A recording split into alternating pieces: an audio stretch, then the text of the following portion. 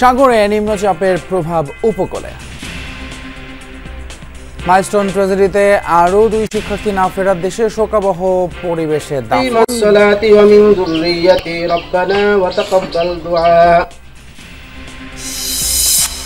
মাইলস্টোনে দুর্ঘটনায় নিহতদের বাসায় বিএনপি নেতারা যুদ্ধ বিমান বিধ্বস্তের ঘটনা নিয়ে অপরাজনীতি না করার আহ্বান।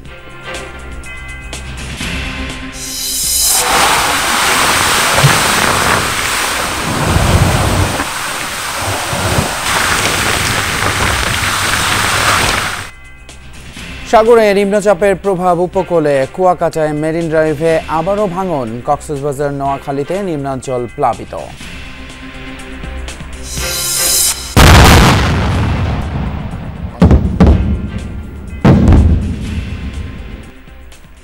থাইল্যান্ড কম্বোডিয়া সীমান্তে তুমুল লড়াই, বাড়ছে প্রাণহানি। সরিয়ে নেওয়া হয়েছে 2 দেশের লাখো বাসিন্দাকে। সংঘাত বন্ধের আহ্বান জাতিসংঘের। ঝরে পড়ল এই শহরের আরও 2টি ফুল। মাইলস্টোন ট্র্যাজেডিতে শুক্রবার না ফেরার দেশে আইমান এবং মাকিন। জাতীয় বার্ন ইনস্টিটিউটে ভর্তি ছিলেন 7ম এবং 4র্থ শ্রেণীর এই 2 জন। হাসপাতাল কর্তৃপক্ষ জানিয়েছে চিকিৎসাধীন রোগীদের মধ্যে 5 জনের অবস্থায় সংকটাপন্ন। তবে আশার কথা হলো 15 জনের অবস্থার উন্নতি হয়েছে। শনিবার থেকে তাদের বাড়ি ফেরানোর প্রক্রিয়া শুরু হবে। অবশেষে বাজল ছুটির ঘণ্টা। ছোট্ট আয়মান হেলিকপ্টারে যাবে দাদা বাড়ি। তবে এ যাত্রা পরিবারের জন্য মোটেও সুখকর নয়। মাইলস্টোন স্কুল অ্যান্ড কলেজের বিমান বিধ্বস্তের ঘটনায় 10 বছরের ছোট্ট শরীরের 45 ভাগই ঝলসে যায়। 4 দিন মৃত্যুর সঙ্গে পাঞ্জা লড়ে সকাল 9টার কিছু পর তাকে মৃত ঘোষণা করে জাতীয় বার্ন ইনস্টিটিউট। উত্তরা 17 নম্বর সেক্টরে প্রথম জানাজা শেষে বিমান বাহিনীর হেলিকপ্টারে মরদেহ নেওয়া হবে শরীয়তপুরে। দাফন সেখানেই।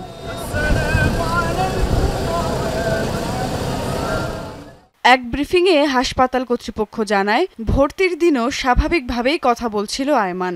হঠাৎই তার শারীরিক অবস্থার অবনতি হয়। গতকালকে রাতে ওনাকে আমরা বলেছিলাম যে সিভিয়ার ক্যাটাগরিতে ছিল, কিন্তু রাতে আমরা শিফট করে ওটাকে ক্রিটিক্যাল ক্যাটাগরিতে নিয়ে এবং সাথে সাথে ভোর 5:45টার দিকে ওকে আমরা ইন্টিউবেশনে দিই। এরপরে সকাল 9:15টার সময় আসলে ওর মৃত্যুটা আমরা নিশ্চিত করতে পারি। দুপুরে ঝরে যায় আরও একটি ফুল। 7ম শ্রেণীর মাকিন সরকারকেও মৃত ঘোষণা করেছে বার্ন ইনস্টিটিউট। ছেলেটার বয়স হয়েছিল মাত্র 13 বছর। মাকিনের ব্যাপারেও আমি নিজে উপস্থিত থেকে তার লাশ হস্তান্তর করেছি এবং গাজীপুরের সিভিল সার্জনকে বলে দেওয়া হয়েছে উনি তাদের যাতে ভালোভাবে কবরের ব্যবস্থা করা যায় সেটা করবেন উনি। বার্ন ইনস্টিটিউটে ঝুঁকিমুক্ত 15 জন। শনিবার থেকে তাদের বাড়ি ফেরানোর প্রক্রিয়া শুরু হবে। অন্তত 15 জনকে রিলিজ দেওয়ার মতো অবস্থানে আসছে, কিন্তু আমরা এটাকে পর্যায়ক্রমিকভাবে দিব। দগ্ধদের চিকিৎসায় সকাল থেকেই সমন্বয় করে সিঙ্গাপুর ও চীনের বিশেষজ্ঞ দল কাজ করছে। তবে কোনো রোগীকে এখনই বিদেশ নেয়ার পরামর্শ তারা দেননি বলে জানালেন স্বাস্থ্যের ডিজি। অনেকে এখনো 6 জনের মতো যারা আছে তারা অত্যন্ত সংকটপূর্ণ আছে। মাঝে যারা আছে তাদের আমরা আলাপ করে দেখেছি, তারা বলছে যে বিদেশে যাওয়া জরুরি না। সংশ্লিষ্টরা জানান, এখন নতুনভাবে ব্লাড বা স্কিন ডোনারের প্রয়োজন নেই। চিকিৎসার সব ব্যয়ভারও বহন করছে সরকার। এই শোকের কোনো সান্ত্বনা হয় না, এই সান্ত্বনার কোনো ভাষা হয় না। শুধু চাওয়া এতটুকুই, এমন সান্ত্বনা দেওয়ার মতো ঘটনা যেন আর না ঘটে। সুমাইয়া ঐশী, যমুনা নিউজ, ঢাকা। মাইলস্টোনে বিমান বিধ্বস্তের ঘটনায় নিহত মাহিয়াকে মেহেরপুর এবং রাইসাকে ফরিদপুরে দাফন করা হয়েছে।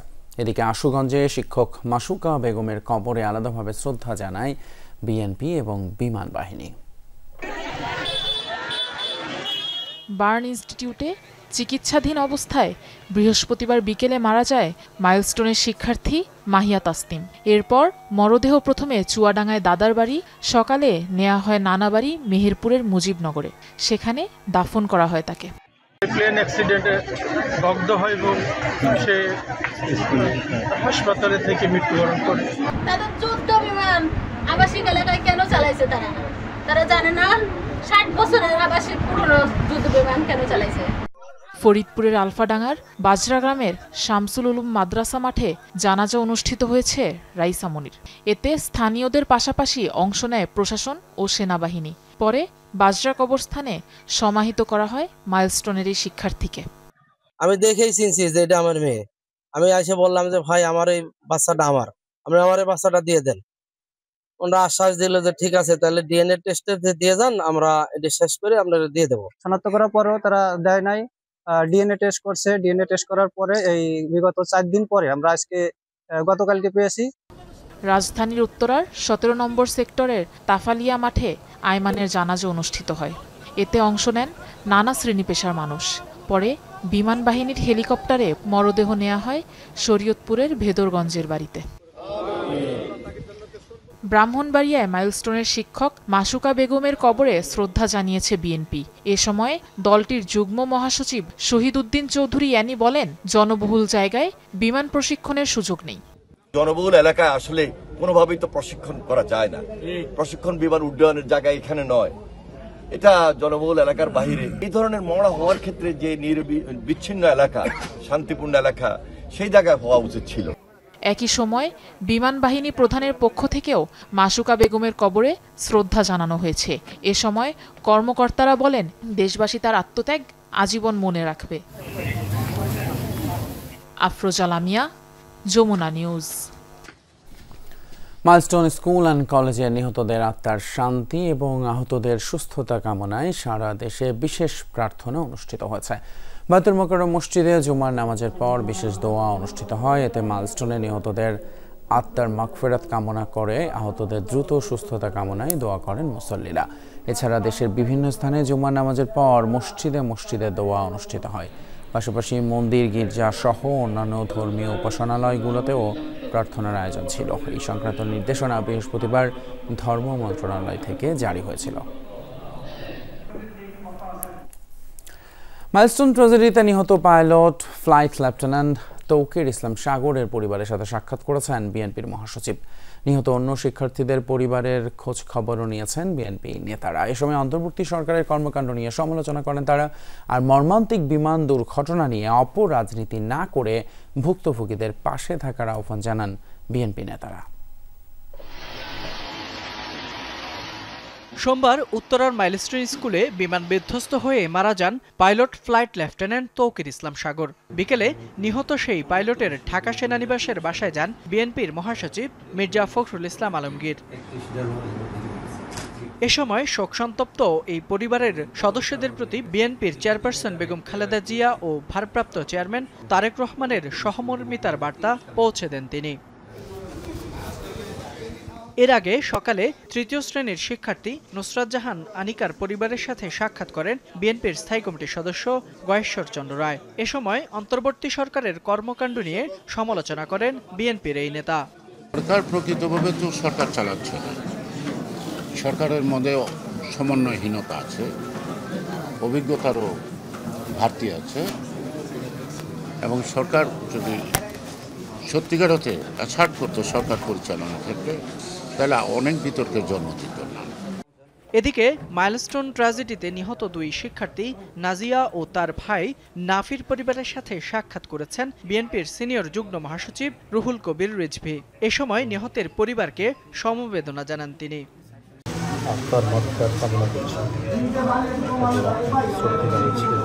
পরিবার, তার বাবা মা সবাই আল্লাহ যেন শক্তি দেয়, তারা এই শোক সইবার যেন শক্তি দেয়। আমি যথাযথ কর্তৃপক্ষ এবং আমাদের দলের ভাই সবাইকে আমি এটা জানাবো, যাতে স্থায়ীভাবে খবর করি। দুপুরে তুরাগ থানার নয়ানগরে একই দুর্ঘটনায় নিহত সাদিয়া আক্তারের পরিবারের খোঁজ খবর নেন বিএনপির স্থায়ী কমিটির আরেক সদস্য ইকবাল হাসান মাহমুদ টুকু। এরকম মিছিল করে তারপরে সচিবালয়কে আক্রমণ করা দেখি না, এবং তারপরে দেখলাম যে প্রতিটি শক্তি যারা চলে গেছে তাদের স্লোগান হচ্ছে, তাতে বোঝা যায় যে কারা এই জিনিস করছে। এবং এই ঘোলাপানি যত ইলেকশন দেরি হবে তত ঘোলাপানিতে মাছ শিকার করা এদের জন্য সুবিধা হবে। মর্মান্তিক এই বিমান দুর্ঘটনা নিয়ে অপরাজনীতি না করে দলমত নির্বিশেষে হতাহত পরিবারের পাশে দাঁড়ানোর আহ্বান বিএনপি নেতাদের। ফয়সাল মাহমুদ, যমুনা নিউজ, ঢাকা। সাগরে নিম্নচাপের প্রভাব পড়েছে উপকূলে। উত্তাল ঢেউয়ে কুয়াকাটা এবং টেকনাফে মেরিন ড্রাইভে দেখা দিয়েছে ভাঙন। কক্সবাজার, নোয়াখালী সহ উপকূলীয় বিভিন্ন এলাকার নিম্নাঞ্চলে ঢুকেছে জোয়ারের পানি, এতে দুর্ভোগে মানুষ। নিম্নচাপের প্রভাবে উত্তাল সাগর, প্রবল বেগে তীরে আছড়ে পড়ছে ঢেউ, আবারও ভাঙছে কুয়াকাটার মেরিন ড্রাইভ। শুক্রবার বিকেলে 0 পয়েন্টের পূর্ব পাশে মেরিন ড্রাইভের বেশ কিছু অংশ ভেঙে পড়ে। ঢেউয়ের তোড়ে ভেসে যায় শুটকি মার্কেটের দোকানের বিভিন্ন সামগ্রী।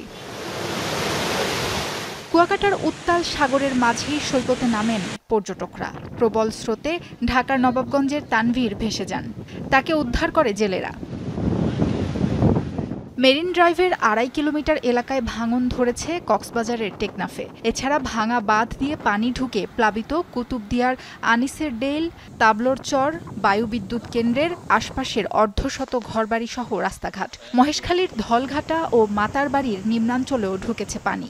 ঝুঁকি প্রবণ এলাকাগুলোতে আমরা যারা অধিবাসী আছেন পাহাড়ে, তাদেরকে সরে আসার জন্য নির্দেশনা দেওয়া হচ্ছে এবং শেল্টারগুলো রেডি রাখা আছে।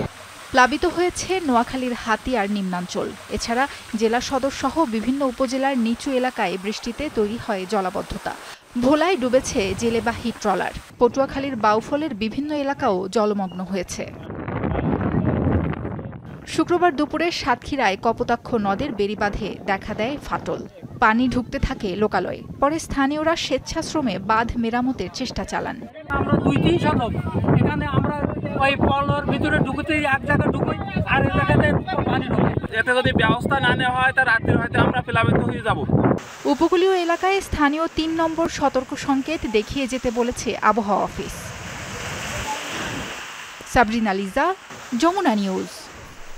জামাত ইসলাম দলকে নিয়ন্ত্রণ করতে পেরেছে, ক্ষমতা পেলে দেশও নিয়ন্ত্রণ করতে পারবে, এমন মন্তব্য করেছেন দলটির আমির ডাক্তার শফিকুর রহমান।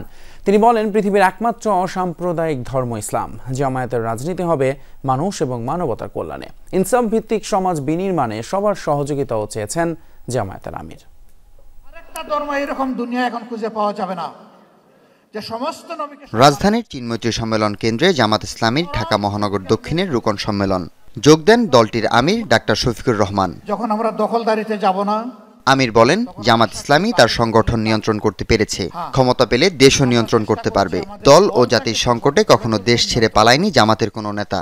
আমরা আশা করি এই দলের হাতে আল্লাহ যদি দেশ পরিচালনার দায়িত্ব দেন, এখন আমরা দল নিয়ন্ত্রণ করেছি, আমরা ইনশাআল্লাহ দেশও নিয়ন্ত্রণ করতে পারব। আইন আছে, তার প্রয়োগ নাই। যে আইনটা আছে এইটারও যদি প্রয়োগ থাকতো, সমাজের দুর্নীতি, সমাজের দুর্বৃত্তপনা 10 ভাগের 1 ভাগে নেমে আসত। প্রধান অতিথির বক্তব্যে তিনি বলেন, ইসলামে নারীর যে সম্মান দেওয়া হয়েছে অন্য কোনো ধর্মে তা নেই। পৃথিবীর একমাত্র অসাম্প্রদায়িক ধর্ম ইসলাম। এখন আমাদের বিভিন্ন ধর্মের ভাইয়েরা আসছেন আমাদের সাথে ওপেন মঞ্চে, পাবলিক মিটিংয়ে। তারা নিজের থেকেই বলছেন 54 বছর জামাত ইসলামের কোনো নেতাকর্মী আমাদের 1 ইঞ্চি জমি চলে বলে কৌশলে আমাদের কাছ থেকে কেড়ে নেয় নাই। আমাদের কোনো বোনের ইজ্জতে, আমাদের কোনো মেয়ের ইজ্জতে হাত দেয় নাই। আমাদের গড় বাড়িতে আক্রমণ চালায় নাই। গত 54 বছরেও বাংলাদেশের একজন নাগরিকের প্রতিও অবিচার করেনি জামাত। দাবি করে ইসলাম ও দেশপ্রেমিক সবাইকে সঙ্গে নিয়ে পথ চলার আশাবাদ ব্যক্ত করেন আমির। আমরা সমাজ বদলের বাস্তব স্বপ্ন দেখি এবং আমরা কোথায় ছিড়া বিজাতে চাই না। হাসিবুল করিম বিজয়, যমুনা নিউজ, ঢাকা।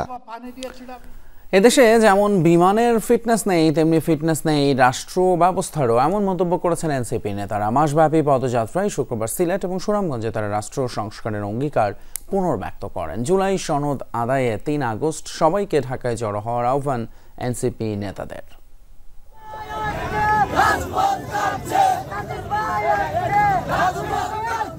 দেশ গড়তে জুলাই পদযাত্রার 25তম দিনে পুণ্যভূমি সিলেটে জাতীয় নাগরিক পার্টি এনসিপি, শাহজালাল বিজ্ঞান ও প্রযুক্তি বিশ্ববিদ্যালয় আর চৌহাট্টায় 2টি পথসভার আয়োজন করে তারা। বিশ্ববিদ্যালয়গুলো আসলে দুর্গের মতো গড়ে উঠেছিল। দলের আহ্বায়ক নাহিদ ইসলাম বলেন, জুলাই আন্দোলনে দেশের বিশ্ববিদ্যালয়গুলো এক একটি দুর্গ হয়ে উঠেছিল। জুলাই সনদ আদায়ে 3 আগস্ট সবাইকে ঢাকায় জড়ো হওয়ার আহ্বান জানান নেতারা। আগামী 3রা আগস্ট আমরা শহীদ মিনারে জড়ো হচ্ছি। জুলাই ঘোষণাপত্র এবং জুলাই সনদ আদায়ের লক্ষ্যে আমরা ইনশাআল্লাহ শহীদ মিনার থেকে আদায় করে নেব। এর আগে সুনামগঞ্জেও পথসভা করে এনসিপি। পরে সমাবেশে দলের আহ্বায়ক বলেন, এনসিপি রাষ্ট্রকে আর ফিটনেসবিহীন রাখতে চায় না। আমরা এমন একটা দেশে বসবাস করি যেখানে বিমানেরও ফিটনেস থাকে না। আমরা এমন একটা দেশে বসবাস করি যেখানে মানুষেরও ফিটনেস থাকে না, রাষ্ট্রেরও ফিটনেস থাকে না। শেখ হাসিনা একটা ফিটনেসবিহীন রাষ্ট্র আমাদের উপর চাপিয়ে দিয়ে গিয়েছে। আমরা ভবিষ্যৎ প্রজন্মের জন্য একটা ফিটনেসবিহীন রাষ্ট্র দিয়ে যেতে পারি না। দক্ষিণাঞ্চলের মুখ্য সংগঠক হাসনাত আব্দুল্লাহ বলেন, প্রশাসনের অনেকের চাটুকারিতেই জন্ম দিচ্ছে নানা প্রশ্নের। একটা পক্ষ রয়েছে যারা হচ্ছে সুবিধাভোগী, যারা হচ্ছে তেলবাজ, যারা হচ্ছে চাটার দল, তারা সবসময় প্রশাসনকে তারা হচ্ছে বিতর্কিত ভূমিকায় অবতীর্ণ করে। শনিবার মৌলভীবাজারে পথসভা ও গণসংযোগের কথা রয়েছে জাতীয় নাগরিক পার্টির। হুমায়ুন রশিদ, যমুনা নিউজ।